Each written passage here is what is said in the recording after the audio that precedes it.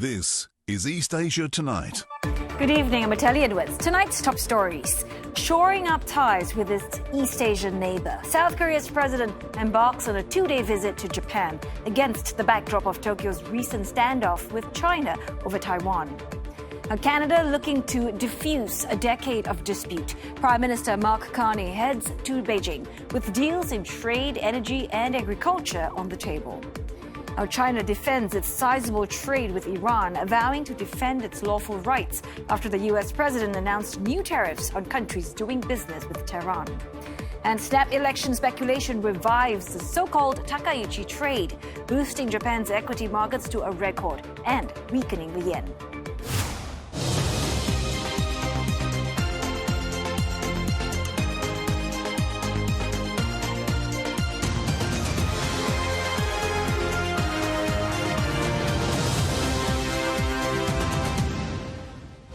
Also in the bulletin, are you dead?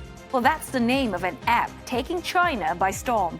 Why young people in the country are paying for this bleak-sounding service, which has surged to the top of the Apple Store charts.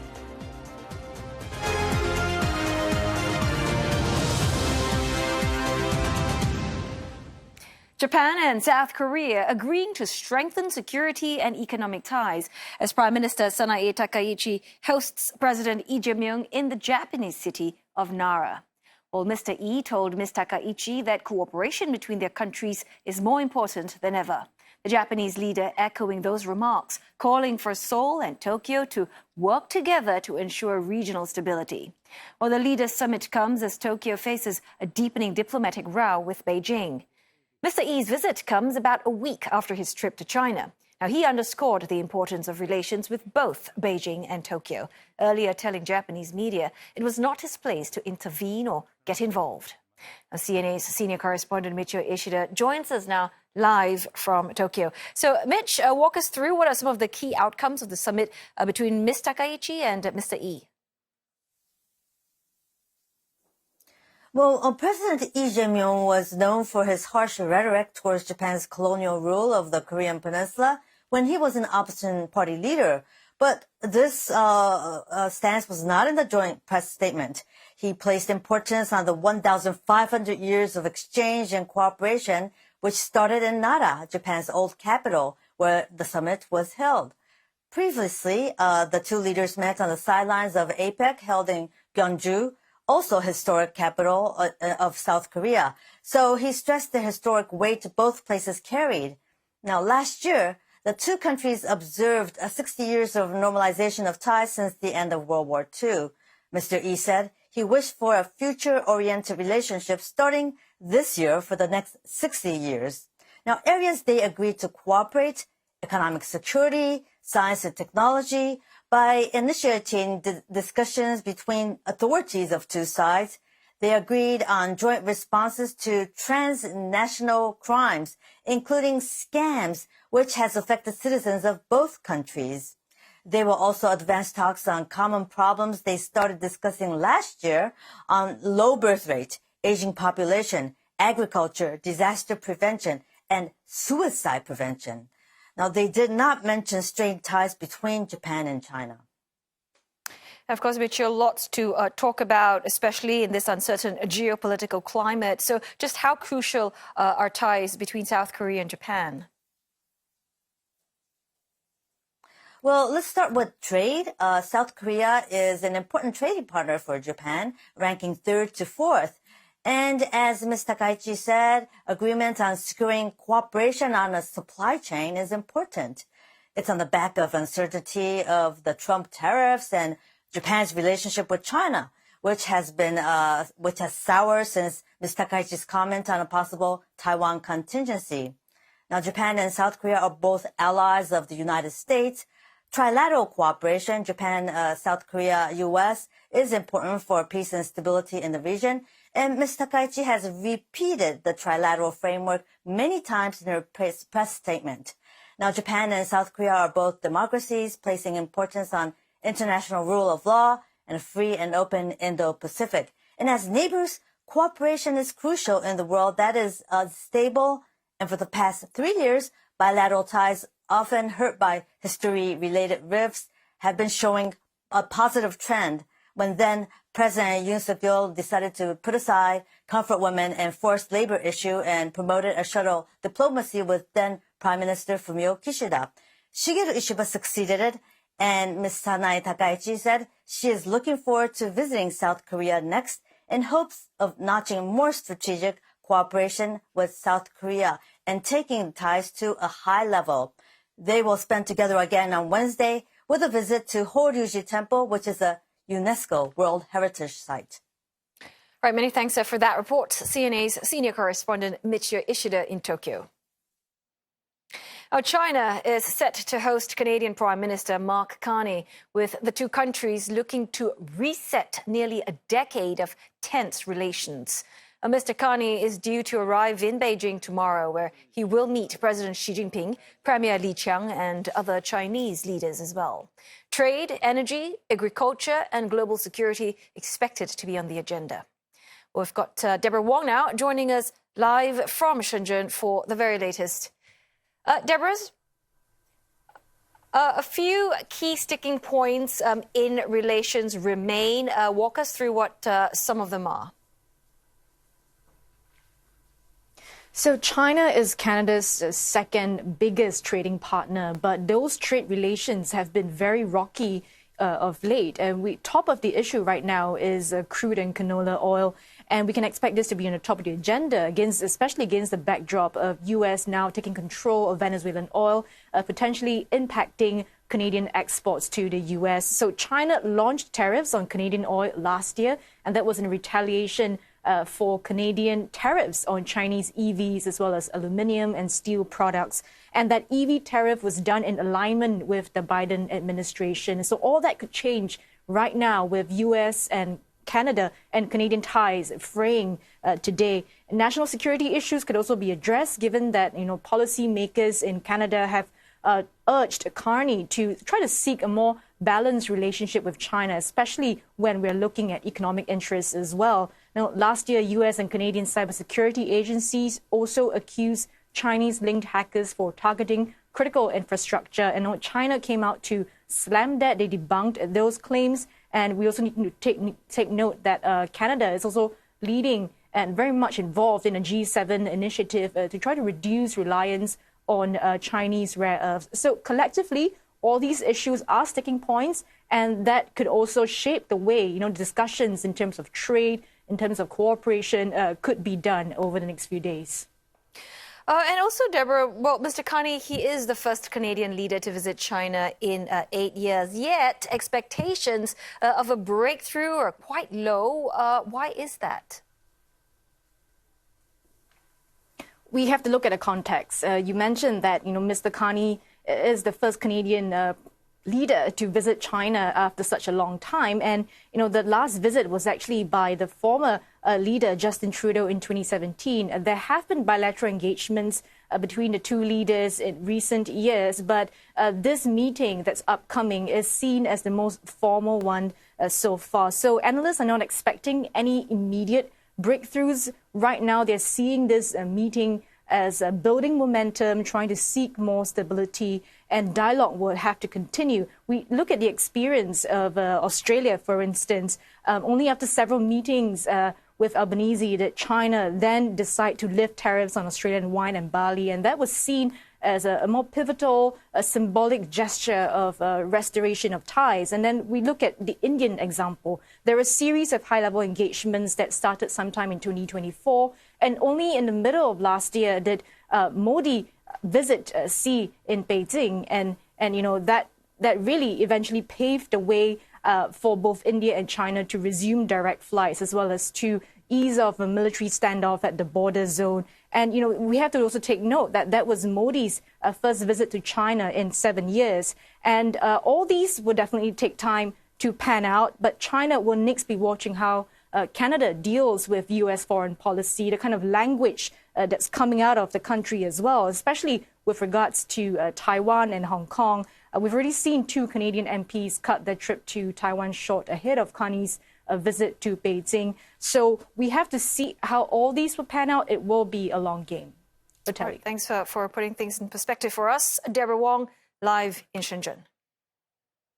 Well, China, meantime, has vowed to defend its interests after Donald Trump announced a 25% tariff on Iran's trading partners, as the U.S. president mauls his response to Tehran's deadly crackdown on protesters. 中方在关税问题上的立场非常明确，关税战没有赢家，中方将坚定维护自身的正当合法权益。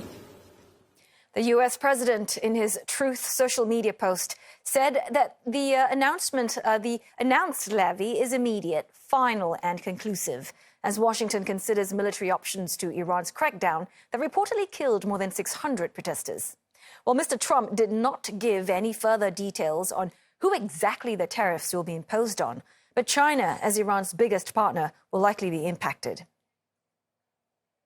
Well, fresh levies could upend the one-year trade truce Mr. Trump and Mr. Xi agreed to last October. Well, reached after lengthy negotiations, the truce see both agreeing to lower duties on each other's goods and China pausing export control measures on critical rare earths. The announced U.S. levy is likely to impact those involved with Iranian fuel. It is the Islamic State's biggest export by value. But China has not purchased Iranian crude since mid-2022, according to official customs data, even though analytics firm Kipler estimated Chinese buyers accounted for about 80% of Iran's shipped oil last year. Well, the goods has limited takers, due to U.S. sanctions aimed at cutting Tehran's nuclear program. Beijing has been rejecting the U.S. measure, calling it unilateral, and defended its trade as legitimate. Iranian oil imported by China is said to be labeled by traders as originating from other countries. Now, although U.S. officials previously downplayed the idea of hitting China over its Russian oil purchases, White House advisor Peter Navarro suggested last August that higher fees could inflict domestic pain on the U.S. Well, Washington's latest tariffs and its tensions with Tehran also expected to hit New Delhi hard. India remains among the top 5 trading partners of Iran, even as trade shrunk by nearly 90% since 2019 amid U.S. sanctions.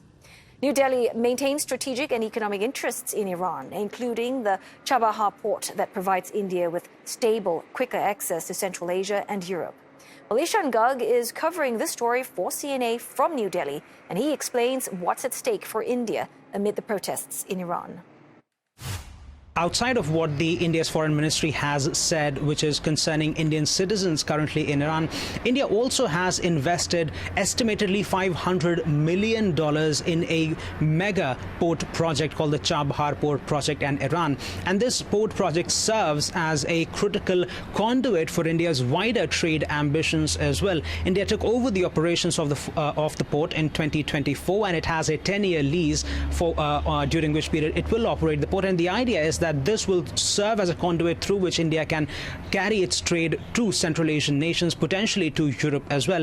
And this comes at a time when India has been negotiating a free trade agreement with the Eurasian Economic Union as well, which is a group of Central Asian countries. And this port of Chabahar in Iran will serve as a critical point in India's maritime trade route. There are also concerns, analysts say, about what's happening in the Strait of Hormuz. This is a narrow body of water through which roughly 40% of India's crude oil and close to 35% of India's liquefied natural gas flows through. And analysts say that if protests in Iran continue, if the U.S. were to take any sort of military action in Iran, there's a lot of ifs, but if that does happen, it could result in a blockade of Strait of Hormuz, which will put pressure on India's oil purchases from around the world.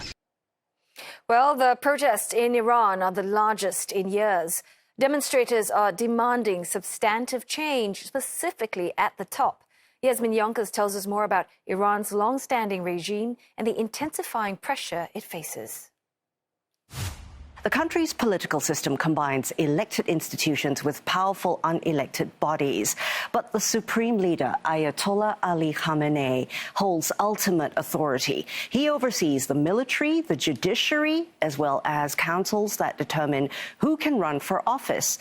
The 86-year-old leader has ruled since 1989 and currently has no successor. Iran's President Masoud Pezeshkian, now he was elected in 2024. He has little power to make the economic reforms and other changes that protesters have been demanding.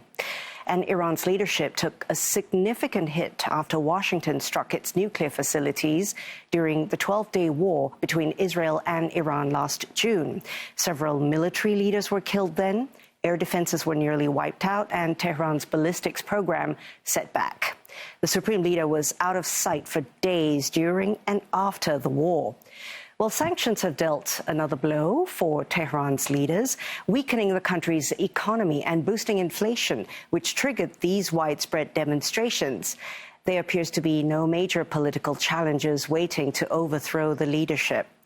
But signs of support for exiled Crown Prince Reza Pahlavi have emerged among Iranians at home and abroad. Pahlavi is the son of the Shah, forced from power in 1979. Going for a break now, but coming up on East Asia tonight, SK Hynix plans a $13 billion investment in advanced chip packaging as the AI boom drives demand. Plus, the Strait of Hormuz in the spotlight amid US-Iran tensions. We'll be looking at how possible US action against Iran could disrupt global energy supply.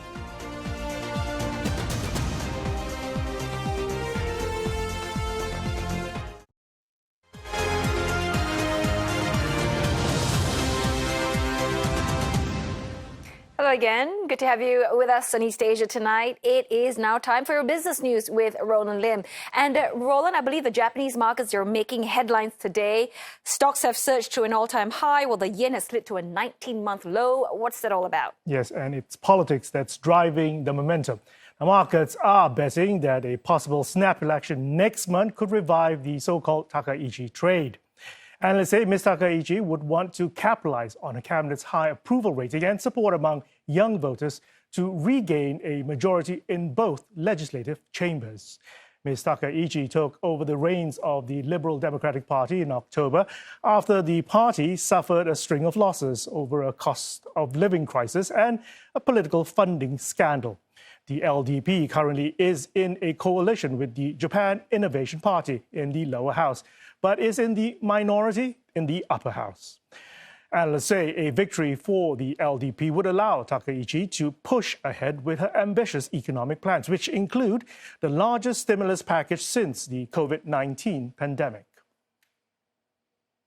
Talks of early polls spurring market movements, with investors seeking to pile into the so-called Takaichi trade, sending the benchmark indices to close to record highs.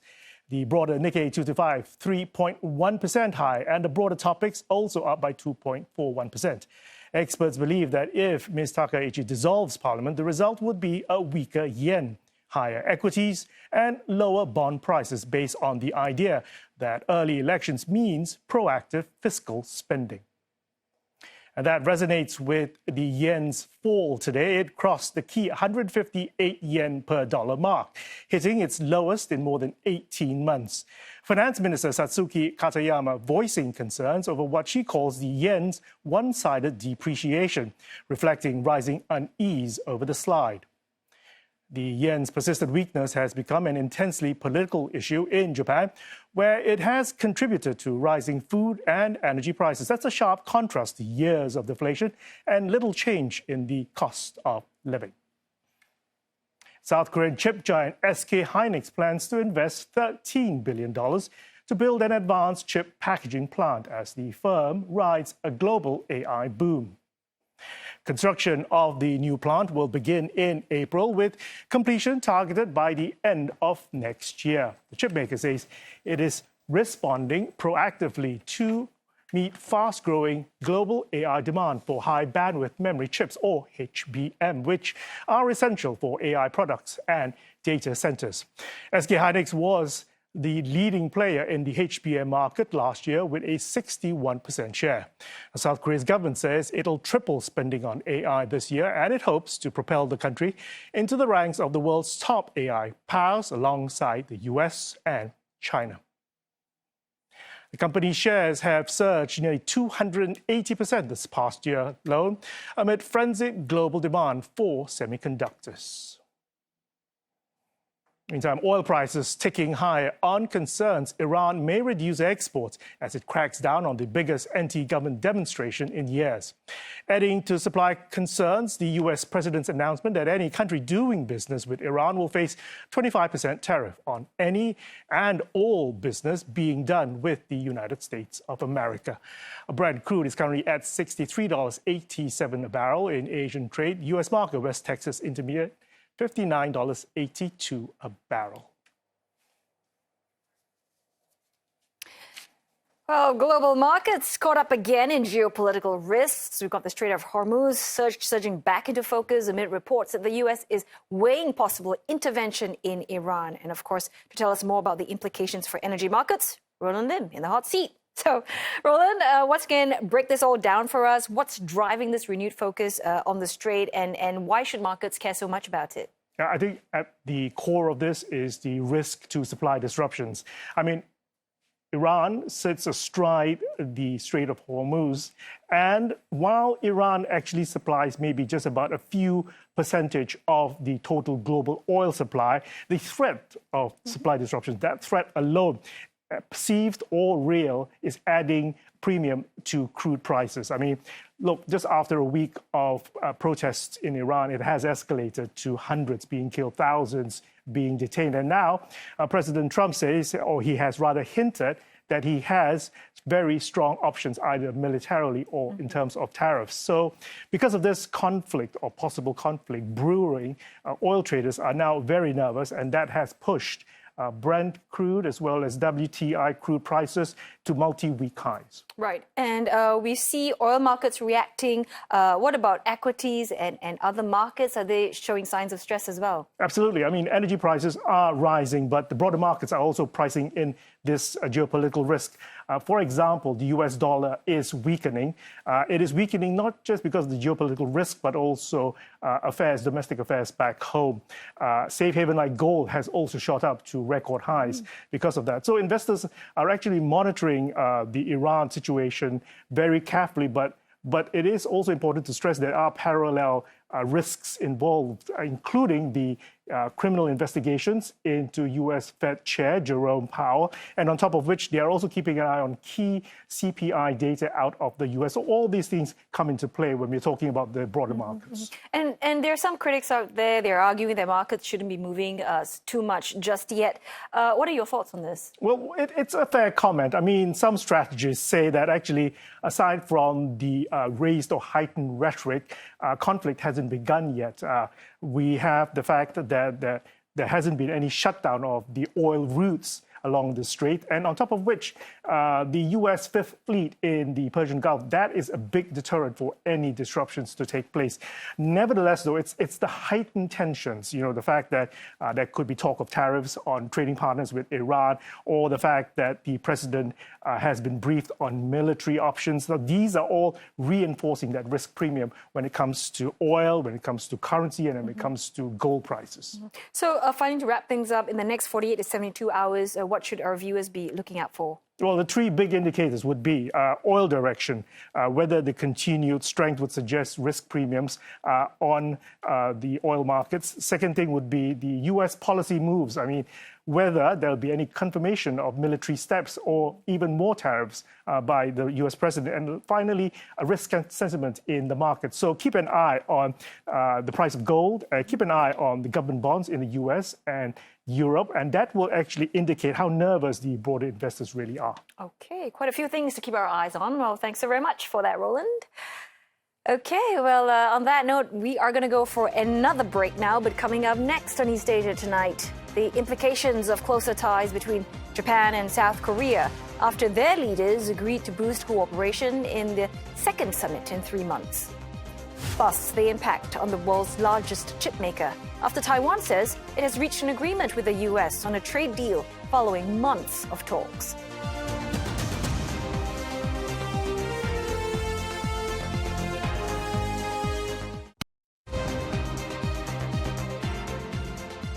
This is East Asia Tonight, and here are the headlines we're following. China, as Iran's largest trading partner, vows to defend its interests after U.S. President Donald Trump announced new tariffs on countries doing business with Tehran. Now, China is set to host Canada's leader this week, a visit that could mark a critical shift in ties between both countries. Trade and international security are expected to be high on the agenda. And South Korean President Lee Jae-myung stresses the need for three-way cooperation with Japan and China during talks with Prime Minister Sanae Takaichi in her home prefecture of Nara. For a deeper look at what this means for the region, we are joined live from Tokyo by Stephen Nagy. He's a professor of politics and international studies at International Christian University. Well, thanks, Stephen, for joining us this evening. Let's just start with the regional chessboard. Mr. Yi's Beijing trip came just before meeting Ms. Takaichi. Basically, what does this signal in terms of how Seoul wants to position itself among China, Japan, and the U.S.? So thanks very much for having me. Yeah, President Yi is really trying to balance the great powers within the region.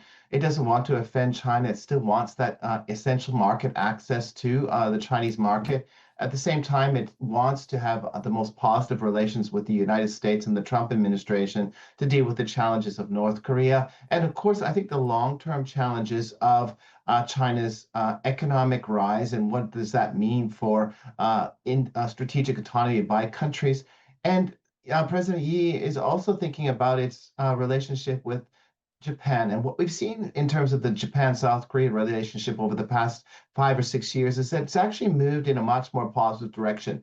This started under President Myung, and it's continued under President Yi, and I think it's going to continue under Prime Minister Takaichi and President Yi, as they both see convergence in strategic interests as both Beijing and Washington have become more unstable partners within the region.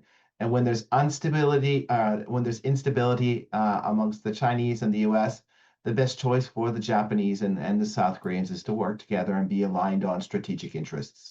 And of course, there is the optics there where Prime Minister Takaichi, she chose Nara very deliberately, it seems. What do you think she's trying to signal here to Seoul and to audiences at home in terms of the venue and the symbolism? So I think there's quite a few symbols that she could take home. But of course, Nara is the home of the Japanese people. This is where the Yamato people started their cultural flowering. But it's where a huge amount of exchange went on with ancient Korean kingdoms. And if you go to places like Horyuji, it's one of the old wooden structures that were built in the Tang Dynasty. This was actually built by Koreans. And those Koreans still can trace their ancestry back to that period of time. And they're still building and repairing these iconic Japanese temples and shrines. And I think Takaichi is trying to send a signal to President Yi that they have a shared history, that they have shared roots, and that they've cooperated in the past, and I think they can cooperate in the future by prioritizing economic engagement, diplomacy, politics, and putting the difficult issues behind closed doors where diplomats can work out the challenges in the relationship associated with Japanese imperialism in the early part of the 20th century. So beyond the symbolism that we've just talked about, both leaders, they kept saying and they kept using words like looking forward, deep mutual trust. But practically speaking, Stephen, what should we be looking out for? The first thing we should be looking out for in terms of proof that trust building is actually happening between Tokyo and Seoul? Well, we've already seen some trust-building exercises, Athelia, and I think one of the pertinent examples is the military exercises that occurred between the Japanese and the South Koreans and the United States. Second, and I think in another important area that we should be thinking about is economic security and looking at how they're cooperating on semiconductor supply chains and other kinds of supply chains to build resilience into the economic system. We also see cooperation in other areas. They've both signed the Regional Comprehensive Economic Partnership. And South Korea is probably going to put an application forward to the Comprehensive Progressive Trans-Pacific Partnership. And I think Japan will champion its application because Japan believes that South Korea shares many of the same values and strategic interests as Japan. So on the economic front, on the diplomatic front, and the technology front, there's already some concrete steps there. Where they go from here is how they balance their relationships with both Washington and Beijing, as the intense competition between Washington and Beijing is making it more difficult for Seoul and Tokyo to make those strategic choices that maximize their strategic autonomy, maintain their strong partnership with the U.S., but also have that strong economic engagement with China, which is essential to both of their economies. And I mean, of course, Beijing is watching every move very closely. How do you think China is right now reading this moment of warmer Japan-Korea ties? And do you see that what moves do you think China will likely pull, perhaps maybe to draw closer to Seoul? So in the past, what we've often seen is that China uses what we call wedge politics, or it tries to create a wedge between Japan and South Korea. In fact, I think when Secretary General Xi Jinping met President Yi in Beijing just a couple days ago, he talked a lot about Japan's imperial period in the past to try and remind the South Koreans of Japan's imperial past. And President Yi didn't bite. He kept talking about a forward-leaning relationship, and he soon visited Nara and Prime Minister Takaichi to talk about a forward oriented relationship based on trust. So I think that's an important step by President Yi. We also think Beijing using other kinds of tools like the United Front Work Department, which is a special organization within the Chinese political system to try and cause friction or to mobilize the ethnic Chinese communities in different societies to get them to put pressure or change their votes within their political system. So I think this is all going to happen. And we're going to see more rhetoric from Beijing about how both Seoul and Tokyo are actually just second-rate allies of the United States, and that Mr. Trump is using them to try and again create those divisions between the three capitals.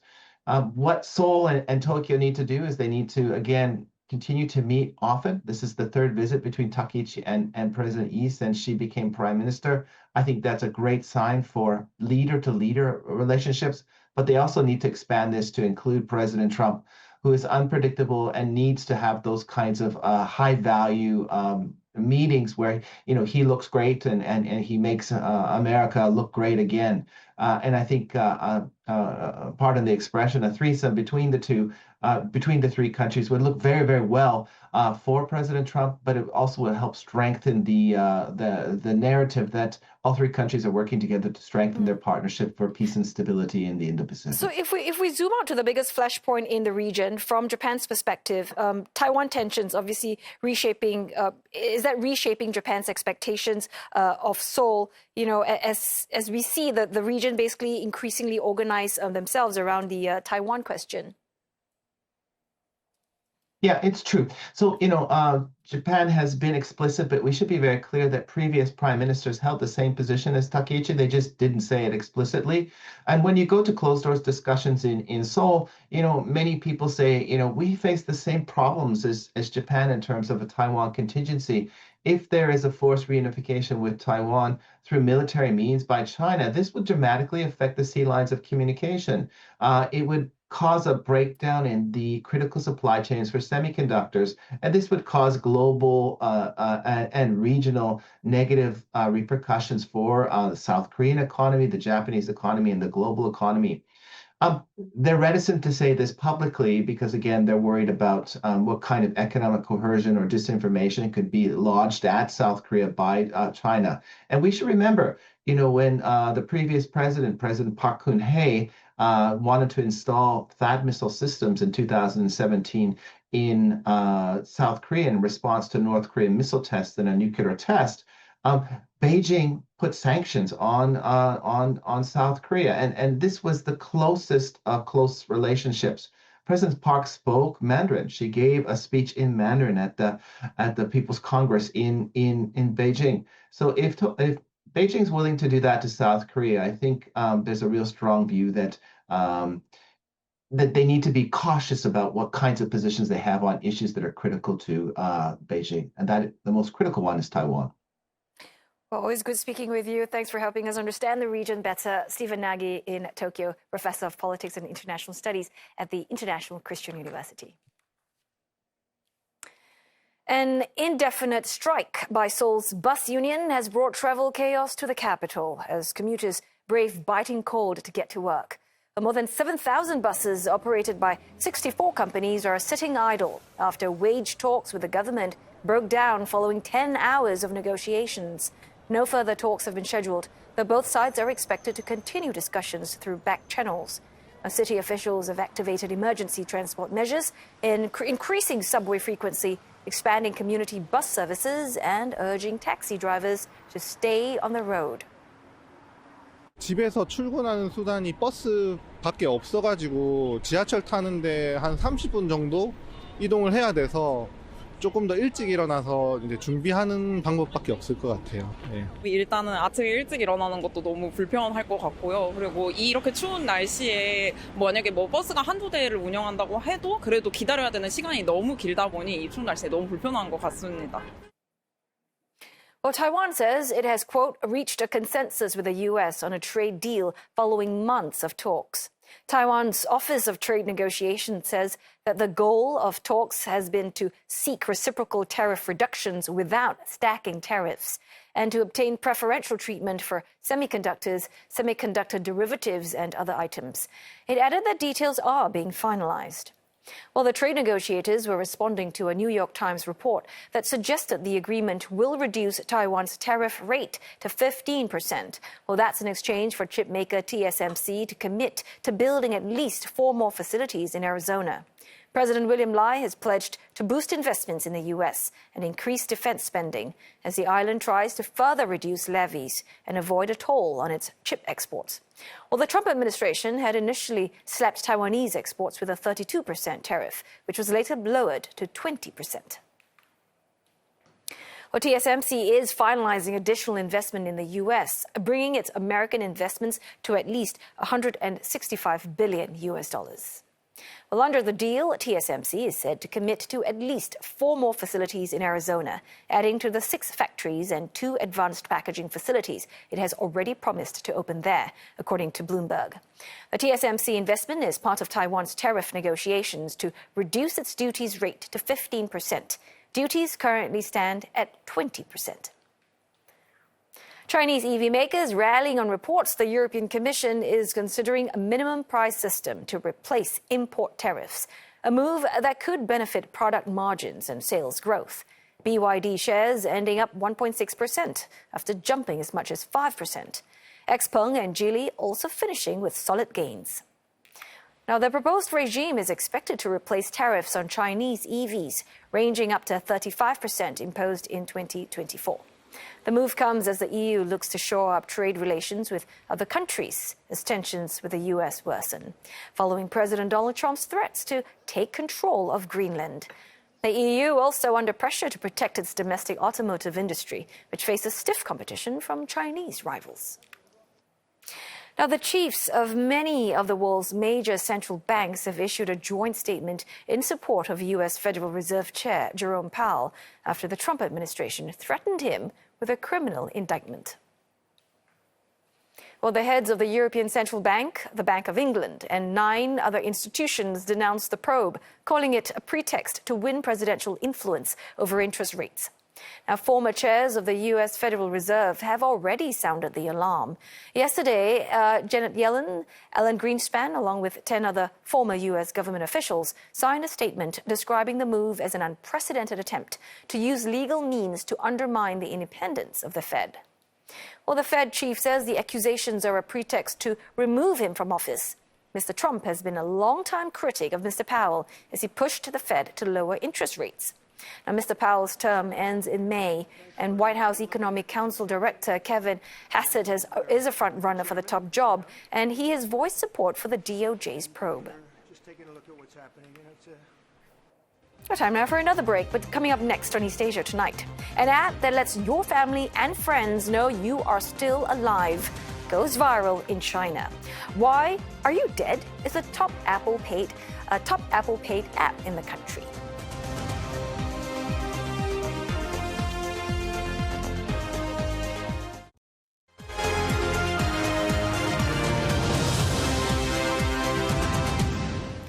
Now, A mobile application named Are You Dead has actually gone viral in China, topping Apple's App Store charts for paid apps. Now, priced at about $1, the app is aimed at China's rapidly expanding population of older residents and young singles who live alone. Now, it prompts users to check in once a day by pressing a large green button. And if they fail to do so for more than 2 consecutive days, the app will automatically notify an emergency contact nominated by the user by email.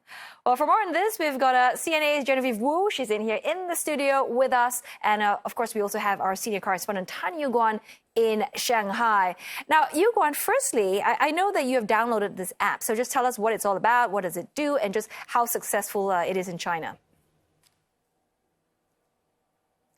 Well, one thing I must tell you is the first thing my assistant exclaimed, because I got the whole team to download the app, and the first thing she exclaimed was, "That's it?"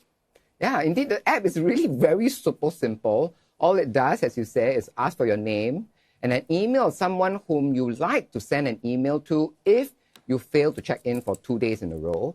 And then you click on the green button to check in. That's it. Yet it was downloaded 10 million times. And when we downloaded it this morning, it cost about 8 yuan in the China App Store. Our research assistant did do some digging and found that when the app was launched in June 2025 last year, the app was launched free. Then on New Year's Day this year, it became a 1 yuan app. That's about, give or take 20 cents Singapore or 15 cents US dollars. And as it went viral 11 days later, on 11 January, it became an 8 yuan app, or about just over $1 and 15 cents, or nearly 150 Singapore dollars. Strangely, on the Singapore App Store, the app only costs 98 cents. So it's actually more costly to Chinese users than to Singapore users. And we're just thinking, Sai, why haven't we thought about coming out with such a simple app like this? Well, then you and I are going to be millionaires by now. Okay, so Yuguan's response was what? I mean, that's it? I mean, let me jump in on that, Yuguan. I mean, I think the beauty of this app is precisely it doesn't have bells and whistles. It is meant to be an emergency app. Let's say if it's targeting old people who are living alone, and we're talking about an emergency, a crisis that happens, all you have to do is to tap, and it goes to somebody that you notify somebody to help you. So if you had, like, say, collapse on the floor, you can't be going through step 1 to step 10.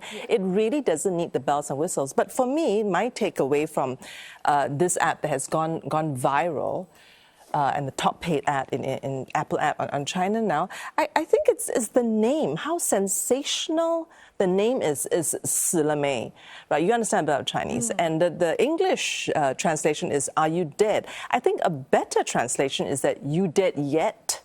Or how about, are you alive? It could be that, one more positive spin, because I think it plays on a very common Chinese greeting that says that, 吃了没? Have you eaten? Which is a very common daily phrase that the Chinese use. So I think it played on this. It says that instead of 吃了没, have you eaten, is that 死了没? Are you dead yet?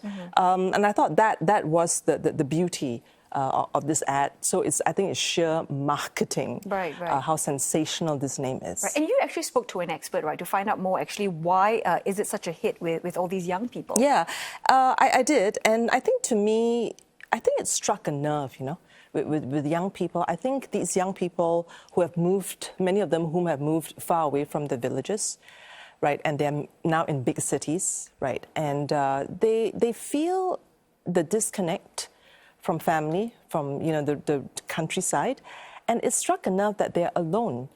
But there's technology that can fill in the gap, perhaps, So I did speak with Professor Jean Myung. She's the Director of Social Science at A-Star Institute for Human Development. She's an expert at demographic studies. This is what she had to say.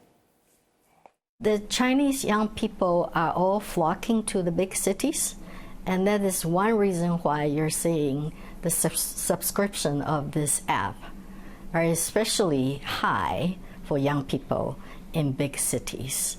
Fewer people tying the knots or delaying their marriages, not having babies, and so on. But also, young people are moving a lot, long distantly, because of internal migration.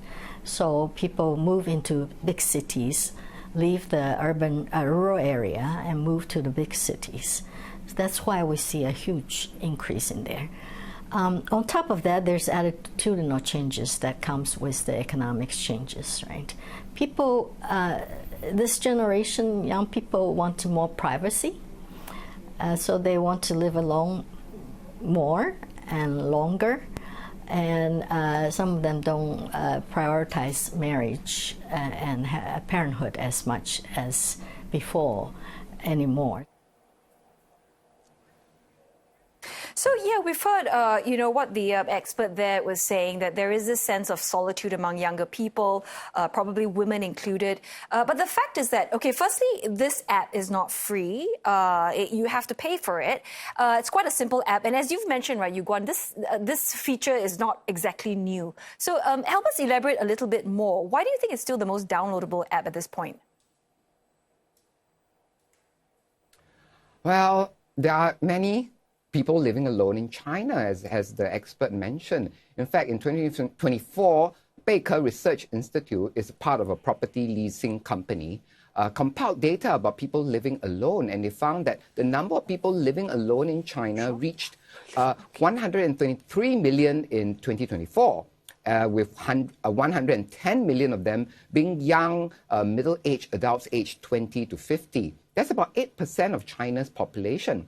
Of course, there's also more people choosing not to marry, and so in a way the app resonated with them. And even though, frankly, as someone who lives alone myself, I don't find it very useful. I think, Genevieve said that, simplicity is good, but then the fact is that it sends an email rather than sends a WeChat or WhatsApp message is already one huge minus, since emails are not always checked every day, especially personal accounts. And I thought it could have been smarter to detect signs of life through things like steps taken, since this is already registered in most smartphones, instead of having the user to manually click on the button. I can imagine the unnecessary panic it creates if someone forgets to check in 2 days in a row. Still, stories about single people being found dead or gravely ill have made this app resonate among single folks. Okay, so Jen, tell us that the idea that there is also a sense, right, that young people having to download this app. What does that tell us about the support and connections in China? What's lacking there? I think for this app to be so popular among the young people, to me sounds like an acceptance of a very stark reality, and also a reference to how bleak or morbid the name of the app really is, but yet so popular. It's like I think they know that the physical support, the traditional support in life for them is shrinking, right? There's aging parents, right, and they could be far away in the villages. No siblings or few siblings, thanks to China's draconian one-child policy. So I also asked the expert Jin Yong that does the viral success of the app, is that a red flag that the society is really unprepared for the aging challenges that they're facing? Let's hear what she has to say. Is the success of this app a warning sign about how unprepared society is for the aging needs? Yeah, it's very interesting that it takes these relatively simple apps to raise people's awareness about this one increase in one-person household. Scholars have been studying this for decades. We know that this is going to continue to increase.